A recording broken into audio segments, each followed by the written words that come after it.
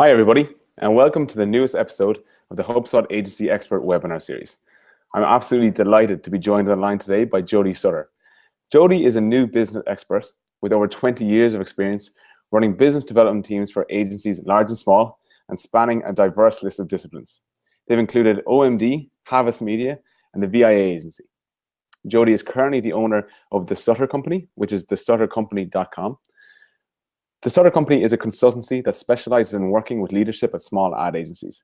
She helps them identify and activate their natural talents for sales and marketing through programs that are easy to embrace because they take both the agency's strengths and available resources into consideration. So if at any stage you would like to join the conversation or ask us a burning question that you have, please feel free to tweet us at #AgencyExpertSeries. We'd love for you guys to get involved, and we'll try to get to as many questions as we can towards the end of the conversation. So Jody, without further ado, I'm going to hand it over to you. Great. Thank you, David. And it is a privilege and a pleasure to be here today. I really appreciate being part of this. I think HubSpot is a great organization and produces so much valuable content for the customers in its network. So it's really a pleasure to be a part of it. So today I am talking about a subject that is very close to my heart, and that's storytelling, and specifically how storytelling is a very easy and accessible way for you to engage with your prospects more effectively and win more new business. So I'm going to assume that today we've got an audience of mostly small to mid-size agencies. And in my practice, and I work a lot with small to mid-size agencies, what I found is that despite the fact that, our business lately, I think, has become somewhat fractured over the last few years, with a lot of agencies that have emerged focusing on different things. There are probably a lot of agencies on the line today who focus on inbound marketing or digital marketing or social media marketing or database marketing.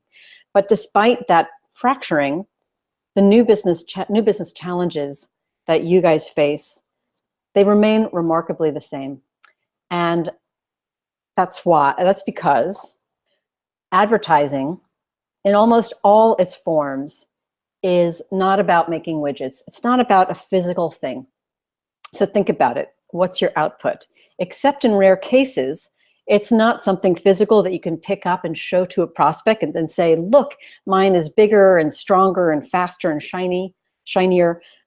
Your product tends to be ideas, concepts, processes, all stuff that's pretty abstract. And it is difficult for agencies to describe those intangible, abstract ideas and processes in tangible ways that will help your audience understand what they are and why they should value them. In fact, it's difficult for anyone to explain intangible things in tangible ways. But agencies, in their struggle to try to describe themselves and what they do and why they're valuable or different, to do that, many agencies tend to fall prey to jargon and generalizations that usually end up telling the prospect nothing. And that's why we tend to hear a lot of phrases, a lot of agencies that describe themselves like innovative or relentless or client-focused, or phrases like digital first or consumer at the core. Now, this is language that often gives the impression that it communicates effectively, but really this kind of stuff says very little, and often it says nothing at all. Now, this may sound familiar to you because if you yourselves have not been guilty of using a few of these words and phrases yourself, then I bet you've seen other agencies use them. And why do we do this? Well, I think the answer is as old as human evolution itself, or at least the evolution of our brain, which I'm going to talk a little bit about. And I just want to also put forth a disclaimer. I'm not actually a brain scientist. I'm a new business expert, but brain science has a lot to do with effective pitching. So how did our brains evolve? Well, first came the lizard brain. And this is the oldest part of our brain. It's responsible for our most basic survival instincts, like aggression and fear. It's also the center for sensing basic pleasure. And it's also the place where all incoming messages stop first. They get stopped by the lizard brain, and then they're filtered before they move on. Now, the lizard brain, whose primary responsibility is the survival of the body, it takes its job very seriously, and that's a good thing. But it's not very good at high-level decision making, and that can be a problem, as we'll see in a minute. Then, as we evolved into mammals, our midbrain or our mammal brain developed too, and this is the part of the brain that's responsible for emotions and socialization and bonding with each other. And then, as we evolved into primates, evolution gave us the neocortex. This is the most highly evolved part of our brain, and it's responsible for complex problem solving, reasoning, languages, and abstraction. There's that word again. Now, our thought processes mirror the evolution of our brain. When messages come our way, first we filter them using our lizard brain. Is this a dangerous message? Is this a fight or flight type of situation? Then they get filtered based on our social relationships, how we relate to that person delivering that message socially, and then problem solving. And here's where we face our challenge. When you pitch your agency to a new client or prospect, it means explaining those abstract concepts. And when you need to do that, when you need to create your pitch, you go straight to your problem-solving primate brain to ask for help. But the problem is that the pitch that your primate brain works so hard on and is so proud of, it's received by your prospect's lizard brain, and that causes a whole host of problems. And it's why I think a lot of pitches sound like this. Now, I'll admit that this actually came from a proposal from a client that I worked with several years ago. And I'll admit that this is not even the worst culprit, the most dense two paragraphs that I've ever seen. I've seen a lot worse. But really, what does this even mean? So as you take a few moments to read this, I want you to be honest with yourself about a few things. Number one, how hard are you having to work to read and comprehend this? And if you find yourself feeling a little resistance, does it leave you wanting to read more? Or does it have the opposite effect? And does it leave you wanting to kind of shut down and find something else that's more interesting? And then the third thing I want you to be honest with yourself is, does this sound like one of your pitches? When we transmit information that's vague or wordy or abstract, the lizard brain sees it as a threat. It says, this is going to require more work to comprehend than I want to invest, because it's going to siphon energy away from my primary function, which is to keep this body alive and intact. So one of two things is going to happen. Either the lizard brain will tell you to run, or it's going to tell you or the lizard brain is going to say, I'm going to radically summarize this information in order to save my energy for the basic survival of the body. It's going to radically summarize the information, and what happens then is you face the very high risk of that important parts of your message are going to be lost. So this becomes our challenge as business developers or salespeople or agency marketers. We have to make our information as easily accessible as possible. And as we know, we're already starting from a big disadvantage, because what we're selling is very abstract. Those ideas, those processes, those concepts. So if you want your pitch to be received friction-free, you have to quickly let the lizard brain know that there's no threat. In fact, that there might even be a little bit of pleasure for the lizard brain if it sticks around. And so how do you do that? Well, first you have to choose your messages carefully. You always want to keep it simple for the lizard brain. Don't try to fit too much into your pitch, whether that pitch is a quick elevator speech, a sales email, or something larger like a full-blown pitch presentation. I think a great rule of thumb is that you usually want to choose one message that you need to get across in any given pitch. If it's a full-blown pitch presentation, maybe you can choose up to 2 or 3. Keep your messages very focused, and of course, keep your messages tailored to your audience. Number 2, have an organizing principle.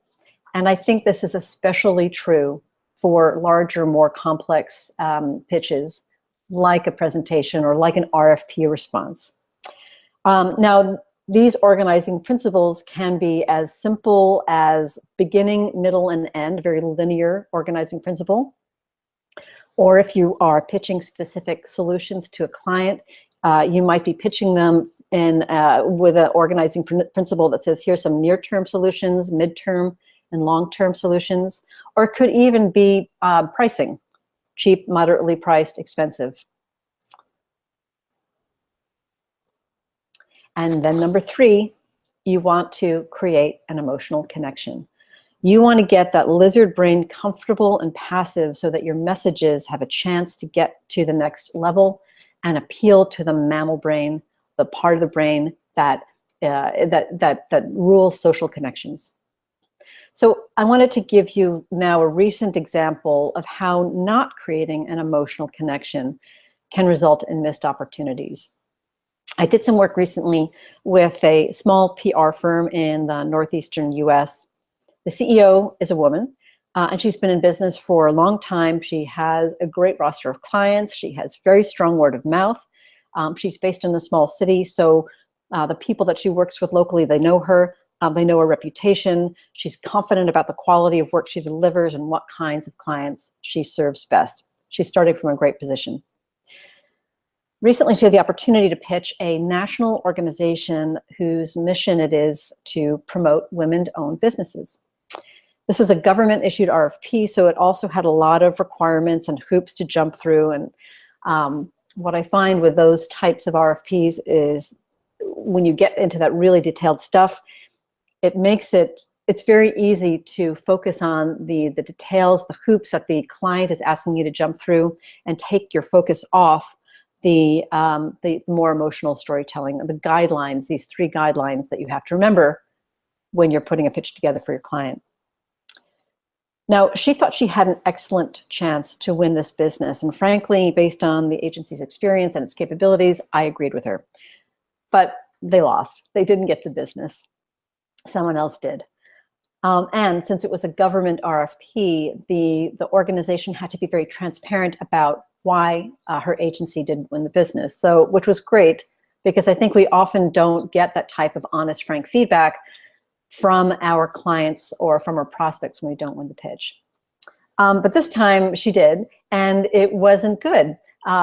Some of the factors that she had that should have been strongest for her, like her approach and her background, came back with a rating of marginal. Ouch. Okay, so this was a pitch that was basically hers to lose. And she got the feedback that her approach and her experience was marginal. So she called me up and she said, look, I'm in trouble here. I don't know why I lost this. I need you to help me make an assessment of what's going on. And when I took a look at her response, one of the biggest missed opportunities I saw was that she didn't link the agency's own journey as a woman-owned business to the mission of the organization. And the first question I said, why would they have neglected such an obvious seeming advantage? And I came up with 2 reasons. The only 2 I could really imagine were, 1, that the agency felt like maybe this was going to be pandering to the client. Or 2, is it possible that the agency overlooked such an obvious advantage? And in the end, I think it was a combination of both, which was really a shame, because my theory is that had she capitalized on the agency's own experience, it would have added a personal touch that the response really lacked. And assuming that the reviewers were also all or mostly women, since it was a women-focused organization, then it would have given her a chance to connect with the audience in a really authentic and a relevant and emotional way. It also would have communicated a sense of personality, which really would have helped the response too. It would have given the agency some license to show a bit of passion towards the organization's mission. So for instance, to tie in personal stories about the triumphs and frustrations of being a women-owned business in the US today. Now, I can also understand if the agency felt like this response, since it was a response to a government-issued RFP, if maybe it wasn't the right place to show passion. But I'd also suggest that the readers of this response are still human beings, even if they're also government wonks. And whether those readers are going to admit it or not, human beings are always susceptible to being moved by passion or a sense of mission and a good story. So it brings us to storytelling. I think storytelling is going to get you off the crack cocaine of wordiness, jargon, and generalizations that are so often common part of agency pitches.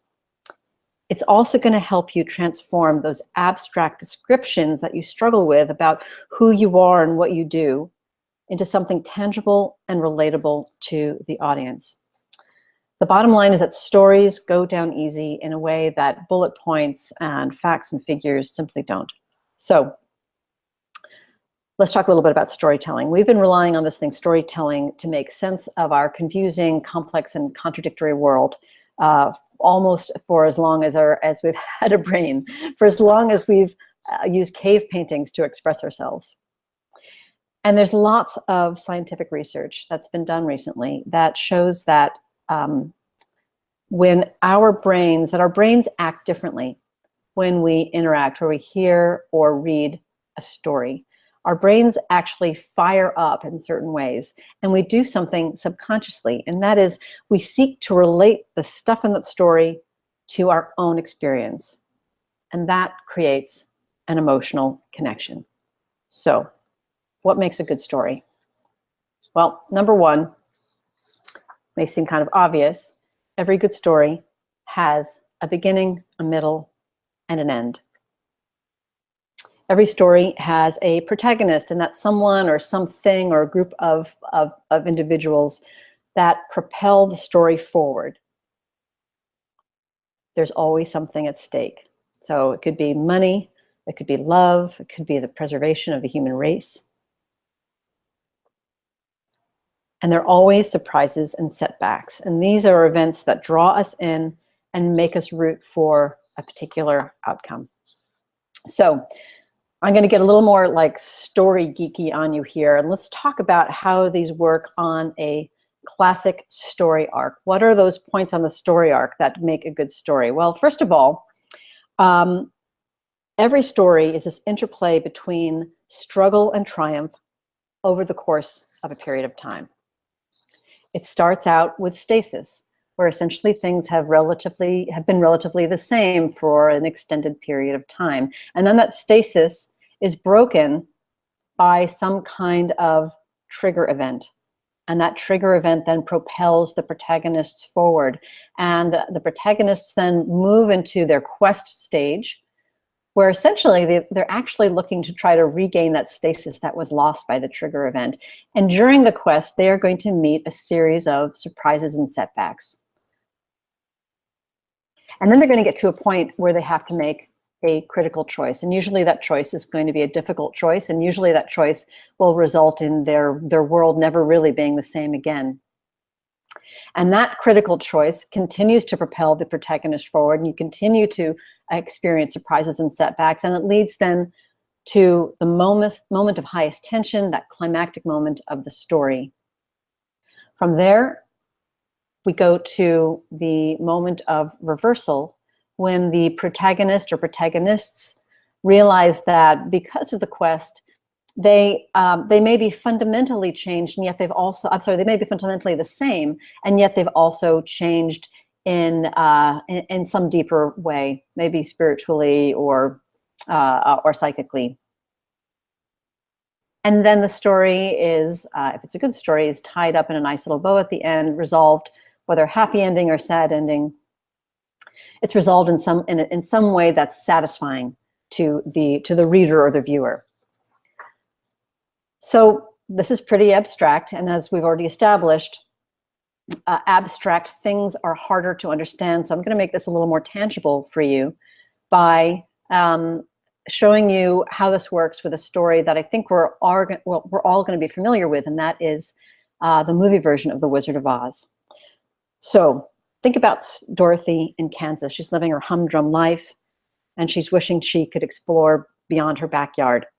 Remember that at the very beginning of the movie, the song "Somewhere Over the Rainbow," as she yearns for exploring the world. And the filmmakers even emphasized her humdrum life by filming it in black and white. And then comes that trigger event, the tornado. It lifts her and her dog Toto up into the unknown and lands her in the magical world of Oz. So no more black and white, right? This is full-blown Technicolor. And from here, she then goes on a series, she goes on her quest to regain that stasis. She goes on her quest to get back home. And on that quest, she meets with a lot of surprises and setbacks until she comes to Oz. So when she gets to the Emerald City, she meets the wizard. And the wizard is kind of it causes them all to cower. He's a pretty intimidating being. And she asks him if he will help her get home. And he's not very encouraging. And what he actually says to her is, you know, before I'm even going to think about helping you get home, you have to do something for me. And here's where the critical choice comes in. He says, you need to retrieve for me the broomstick of the Wicked Witch of the West. So that's a crazy thing to ask poor little Dorothy, this little girl from humdrum Kansas, to go and essentially steal the most important possession of the evilest person in the land of Oz.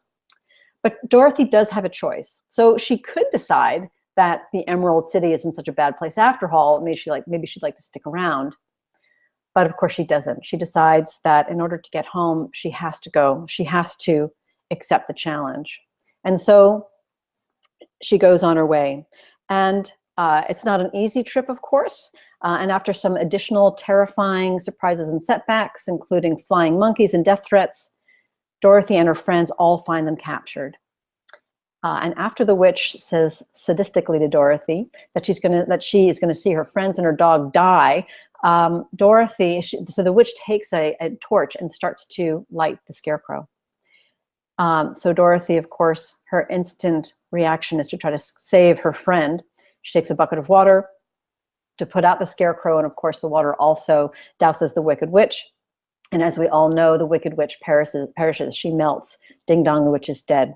So Dorothy then triumphantly takes the charred broomstick back to the wizard, who, another surprise and setback, isn't actually a wizard at all. But luckily, he says he can still get her back to Kansas. But Dorothy has one more setback to get through, and it's a big one. As she and Toto are in the hot air balloon with the wizard, who's actually not a wizard at all, and they're ready to lift off, Toto sees a cat in the crowd of people who have gathered, and he jumps out of the hot air balloon. And Dorothy, of course, jumps out after Toto. She's not going to leave Oz without her beloved dog. But it's too late for the balloon to come back. And the wizard, not wizard, continues to lift up into the air and says, I'm sorry, I can't come back. And so it looks like Dorothy probably won't get back to Kansas, which is pretty tragic because it means that that arduous journey that she just went through, that quest to regain her stasis, was probably all for naught. Until, of course, Glinda the Good Witch shows up. And what Glinda says is that Dorothy, despite the journey she's just been on, that Dorothy has always had the power to get back home. So all Dorothy needs to do is click her heels 3 times and say, there's no place like home. So Dorothy is the same person in body, but she's changed in some way. This quest has made her realize that anything she could ever want is actually contained within her world. And she wakes up, of course, back in canvas, back in black and white. Her friends and family are around her, and it's a great story, and it continues to be a classic. So what about you? You guys this may have been an entertaining interlude, but what does this have to do with ad agency or agency new business? Well, I think that there are so many stories that surround you and your agency, and it's just a matter of identifying them and learning how to tell them better. And how do you do that? So before we move on from the story arc, let's take a look at how it works with a standard piece of agency new business content, and that is the case study. So with your case study, it usually starts with some sort of situation. We started working with this client, they had been doing business just fine, and then something happened. There's that trigger event, and that is often takes the form of the challenge. And that challenge can be that new competitors have entered into the marketplace, the economy is bad, technology is making it difficult, Amazon Amazon is playing a role in deteriorating CPG companies, whatever that challenge may be. And so the client comes to you, the agency, and says, here's my challenge. Will you go on that quest with us to help us solve the challenge? And you say, of course we will. And your quest begins maybe with a little bit of research. You pore over the data, maybe you do some research yourself. It takes a long time, it can be difficult. You have to have a lot of faith that you're going to see some sort of insight is going to arise.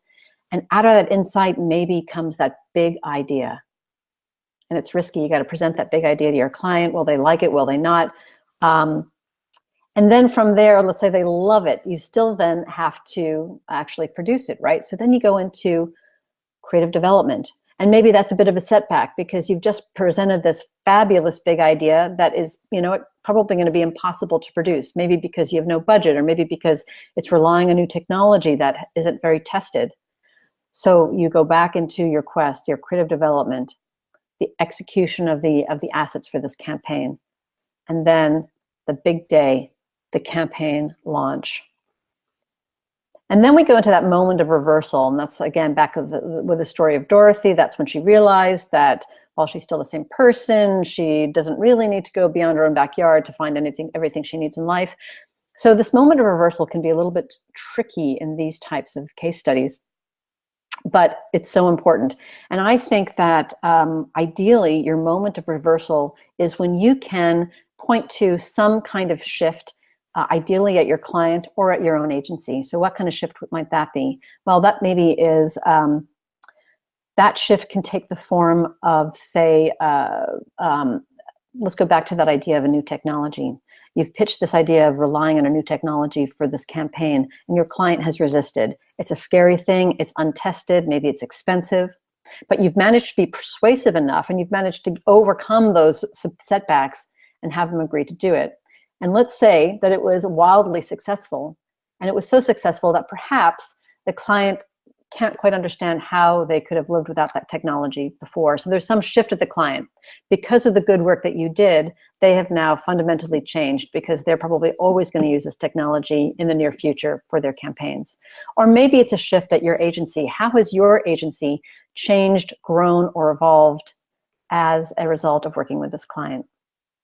And then, of course, there are the results. And this can be a tricky thing as well because sometimes you don't always get the client to give you the results, right? And that's something that we can talk about. Maybe it'll be a topic for an entirely different web clinic or webinar. But ideally, you want to start out your assignment with your client with some clear benchmarks so that you can talk about the results at the end. So taking a look at this here, you can see that all those elements, all those things that go into every good story are all here. The form is the same. The challenge plus solution plus results is equal to a story's beginning, middle, and end. There's a protagonist, which is always the client. And yes, you're on a quest with that client, but your team is like the Scarecrow, Tin Man, and Cowardly Lion to the client's Dorothy. You are helping, enabling, and supporting. Of course, there's something at stake. Usually it's revenue or market share. Sometimes it's the client's reputation. And unless someone out there can prove to me that they've mastered a frictionless creative process, then there are always surprises and setbacks. And like in The Wizard of Oz, or like in any good story, it's really the surprises and the setbacks that make the case study interesting and relatable. So you might be asking, well, why would I want to spend time talking about the setbacks? Well, here's why. If you're targeting the right kinds of clients, then they're going to be seeing themselves in that story. They're probably going to be recognizing the same surprises and setbacks that they've dealt with or are struggling with now. So by telling them the surprises and the setbacks, about those surprises and setbacks that you have met and overcome in the past, well, it offers proof to them that you can help find solutions to their problems. It also tells your prospect things like that you are perseverant, that you're innovative, that you're relentless, that you're client-focused, that you're committed to your work. And all those words and phrases, they may sound familiar because I mentioned a few at the beginning of this webinar, but all those words and phrases on their own sound empty and meaningless, unless, of course, you have a story to back them up. So by telling them a good story, you're actually telling them all those things that you want them to know without having to rely on those empty and meaningless sounding words and phrases. So let's recap this for a minute. Storytelling is like a magic key that unlocks the brain. It also makes it easier for you, the teller of the story or the seller of the idea, because you as a human being also have that innate ability to tell a story. It's a skill that you were born with. There's really nothing difficult about it. You just have to trust your abilities and be willing to let go of the jargon and the generalizations and tell a good story. And here are two more reasons. First one is stories are memorable. Now, if you think about it, I think sometimes this is also something that's forgotten. Your pitch is going to be so much more effective if it can last beyond that first phone call or meeting. And the easiest way for your prospect to remember your pitch is going to be if it's in the form of the story, or if there are stories that are woven into it that make it easy for their lizard brain, for it to get through the lizard brain and make the more emotional parts, the more cognitive parts of your brain latch onto that. So, and if stories are memorable, it also means that stories are repeatable. And usually it's not just one person at your client organization that is that's making the decision on whether to hire you or not. Usually it's a team. Sometimes that person has to justify their decision to their boss. So by interweaving stories into your pitch, you're actually giving your client a tool to use to sell you through to their management, to the people who have to approve their decision. So I'm going to give you one more example of how that works. There's a book called Made to Stick. It's by Chip and Dan Heath. And if you haven't read it, I recommend it. Its premise is that all good sticky ideas share common characteristics. And to make this point, they use urban myths as an example. You probably all know what urban myths are. Those are those stories that seem like they should be unlikely, except for the fact that your friend or coworker who told you about it said it actually happened to their college roommate's brother or their neighbor's sister-in-law. So in the book, the Heaths talk about the kidney heist. And if you know this story, if these two words prompt a story in your head and your memory, then I bet the basic details came back to you fairly quickly and without effort. It probably wasn't hard to remember. So for those of you who don't remember, who don't know what the story is, the basic story goes, a businessman visiting a city that's not his own on a business trip. He decides to go down to the hotel bar for a nightcap before going to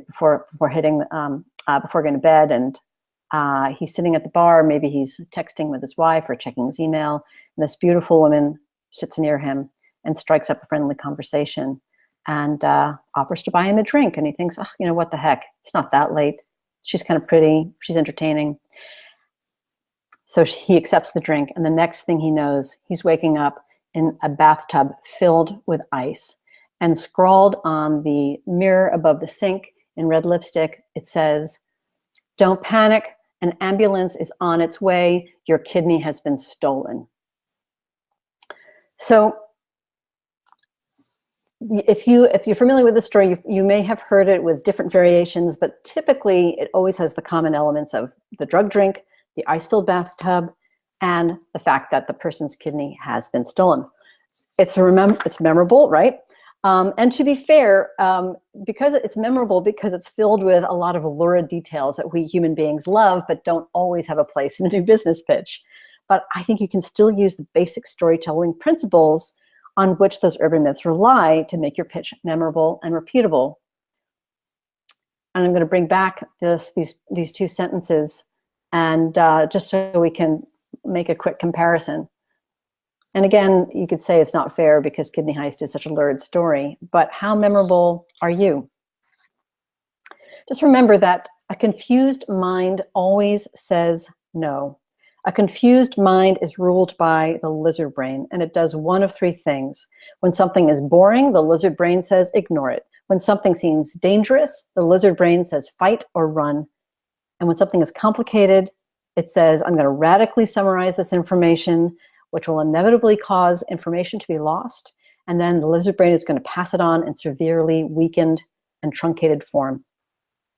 So it bears repeating. Storytelling is such a powerful tool.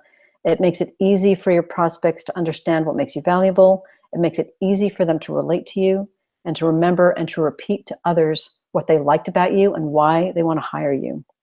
So as you start to trust your storytelling capacity, you can try using it on case studies and maybe try using it on more challenging formats like prospecting emails or even tweets.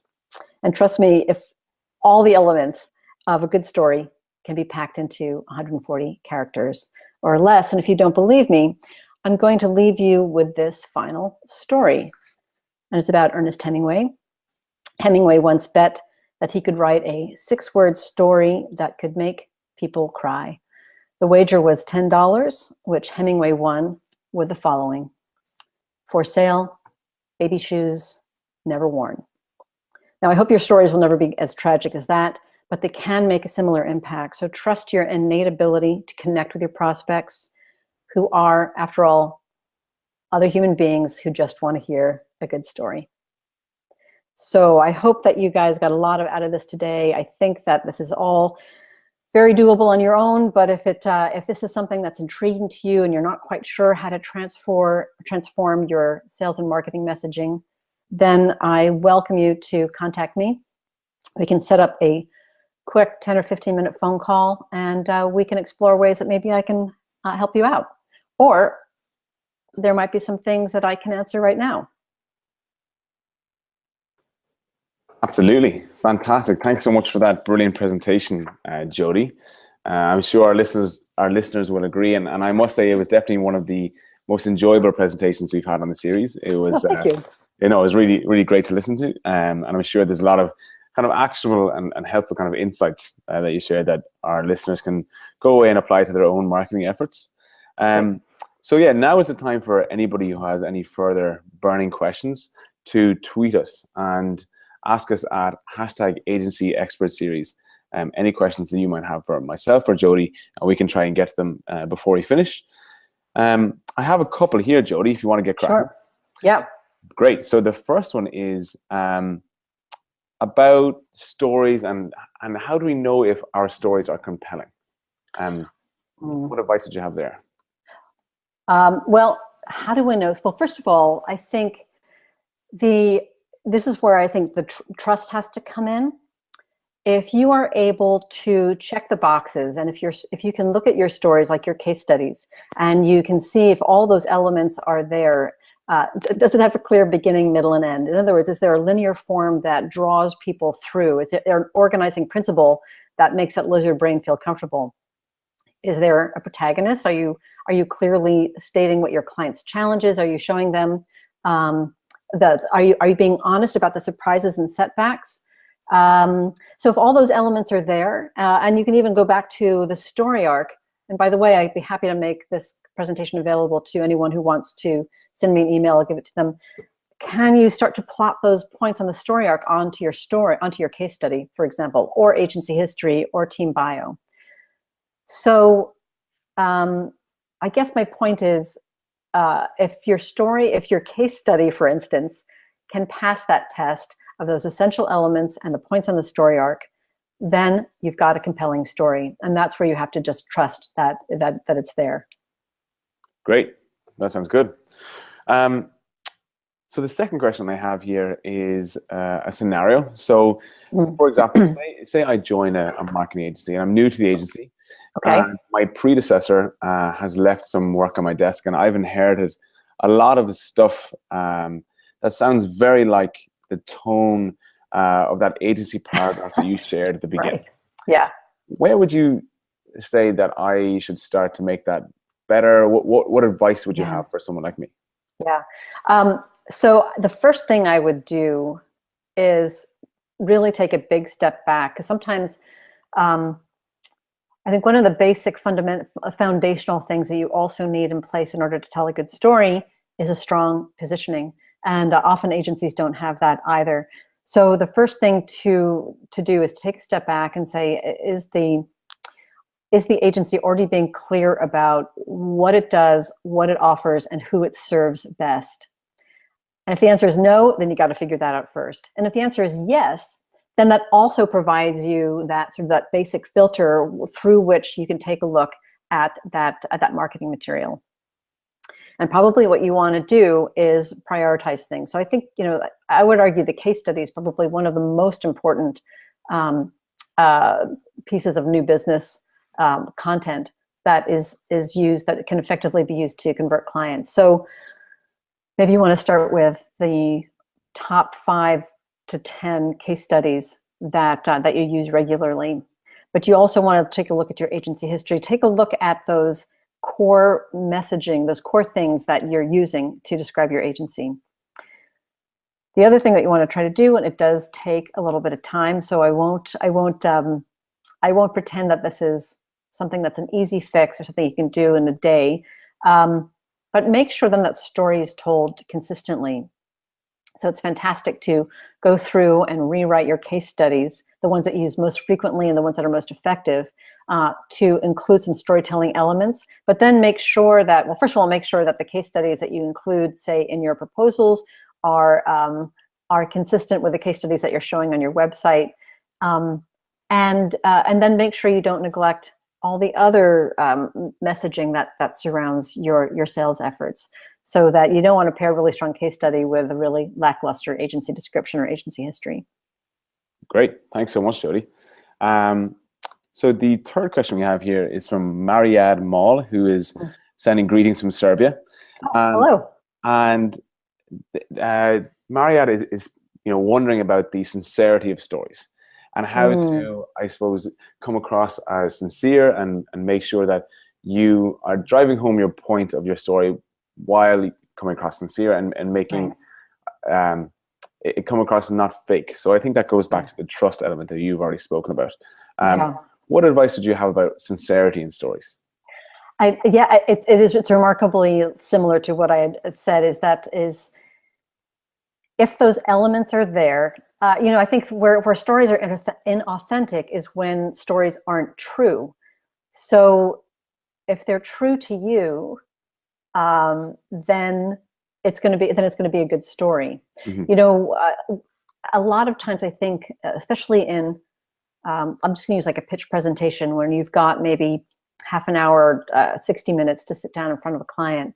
I think one of the most effective ways to start those presentations is with that story. And if you are at this point, it's really important at this point to create that emotional connection, to make the people in the room feel safe about you, to soften them up with a little bit of the story about why you started the agency, if you're the CEO or founder that's presenting it. Even stories behind who you hire. Is it because you made bad mistakes in the past? Is it because you're committed to offer people certain types of people opportunities? Are you committed to creating an agency that excels in a certain service, a certain area of expertise?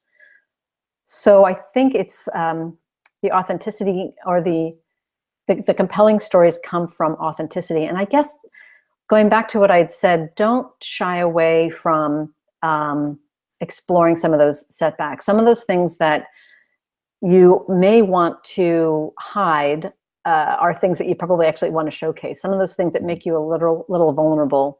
And of course you want to position yourself, you want to show yourself in the best and most positive light. But often it's, again, it's the way that it's the problems that you've faced and the way that you've overcome those challenges makes you a more interesting, more compelling partner. Yeah, absolutely. I think those vulnerable pieces of the story that you mentioned Yeah. are probably the most human, and I think it's the Yeah. human element that people buy into the most. Exactly. Yeah. Yeah. So another question we have here is about the formal element of business and whether or not storytelling is a little bit informal, I should say, for Right. certain business situations. What are your thoughts on that? Um, yeah. So again, I think I would go back to this idea that storytelling is so much more impactful than using facts and figures. So, and I think this is also what happened to my client, my PR client, the woman-owned PR agency. I think that's the decision that she had made, that she said to herself, you know what, this is a government-issued RFP, and it means that I need to be serious and businesslike and buttoned up. And in fact, if you had asked the client, like if you said to the client, like, hey, how serious should they be? Should they tell you a bunch of stories, or should they give you facts and figures? The client might even have said, well, no, of course we want facts and figures. We want to make a very logical and measured assessment of the responses. But the fact is, like I said, they're also human beings, and so they're very susceptible to being moved by a good story. And they're susceptible to connecting emotionally through a good story. I would also think, I think the other thing that we do sometimes as well is we look at these client-issued documents, RFPs or briefs, and they're not terribly good storytellers either. So they rely on this really dry language, and we make the mistake thinking that we need to respond back in the same way. So I'm not saying not to be businesslike, but I'm saying that stories definitely do have a place in businesslike language. Great, thank you so much. Sure. Jody, that's all the questions we have for today. Okay. I want to say thank you so much for joining us, Jody. As I say, it was definitely one of the most enjoyable presentations. Oh, good. Series. I've really enjoyed it, and Great. I think it definitely has a lot of actionable insights that people can take away and apply to their own efforts, as mentioned earlier. Yeah. Thanks to everybody who's joined us. We have a large crowd who's tuned in, so thanks to everybody for being here and engaging with us. And we're going to be hosting another episode of this series on the 8th of November with Mr. John Gleason, and he'll be talking about client practices and behaviors and how these factors impact how clients see, engage, and interact with agencies. So Jody, thanks so much again. Thank you very much, David. It was a real pleasure. I hope I can do it again sometime soon. Absolutely. I just want to remind people that Jody at the SutterCompany.com, I should say, is the email address where they can get your slides. Is that correct? Yes, just send me an email and I will get them out. It may take me a couple of days, but I promise all emails will be responded to. Fantastic. Brilliant. Jody, thanks again. And to everybody that's been here, thanks so much. We'll see you in the next episode. Bye-bye.